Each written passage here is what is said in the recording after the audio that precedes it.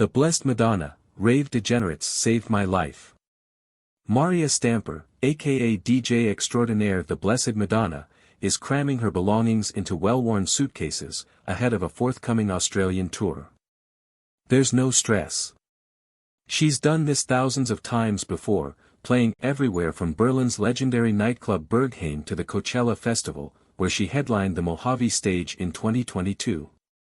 Sipping on an iced coffee, if I could have this intravenously, I would. Stamper is upbeat and fighting fit, despite a recent stay in hospital.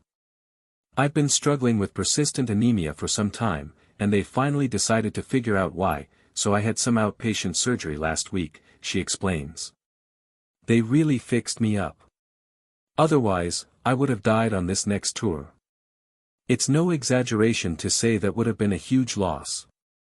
Stamper is one of the most celebrated DJs of her generation, spreading the gospel of dance music through her uplifting festival sets, while consistently breaking glass ceilings. In 2016, she became the first woman to be named DJ of the Year by Mixmag. Her Australian tour marks the fulfillment of a promise. Her last trip down under was cut short by COVID-19. I sprinted out of a hotel room to get onto a flight and come home, she says, recalling both her last-minute panic, and the surprise of a heavily discounted first-class ticket on an empty plane. With nightclubs shut down, she spent the pandemic remixing Dua Lipa's Future Nostalgia album in her pajamas, then scored a surprise hit when Fred again sampled one of their conversations on his song, Maria, We Lost Dancing. We've lost hugs with friends and people that we love, Stamper says over the track's bubbling synths. If I can live through this next 6 months, day by day, what comes next will be marvelous.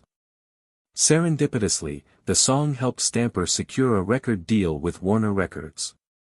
This Friday, she releases a star-studded debut album, Godspeed, which features Kylie Minogue, Joy Crooks and Jamie Principle. It's fair to say it's been a long time coming. Stamper was born in 1977 and grew up in rural Kentucky, the first generation of her family to live outside of the Appalachian Mountains. Her father was the well-regarded blues musician Mike Stamper, and her mum, Louise Renee, was a librarian, but with little money coming into the household, Stamper was a high school outcast. She once got detention for failing to show up with lunch money, and her appearance, butch attire, with her hair dyed purple and piled into a beehive, made her a target for bullies. I would get the crap kicked out of me every day, she recalls, so I was not particularly interested in going to school. Salvation came from, Where Else?, an episode of Beverly Hills 90210, where the cast visited a rave. Inspired, Stamper snuck into her first house party at the age of 14, and found her true calling. They had to peel me off the speakers, she later recalled. But her father was furious. A heavy drinker, he was in the middle of a 7-year stretch of sobriety and aggressively wanted me to adopt the values of whatever rehab program he was in, Stamper recalls. He just said, you can't go to raves, you're too young. All these people, you think they're going to be your buddies, and you think they're going to be there for you, but they won't. Looking back, she's happy to confirm he was wrong. When my dad's wife died a couple of years back, it was those rave degenerates who were there for me, she says.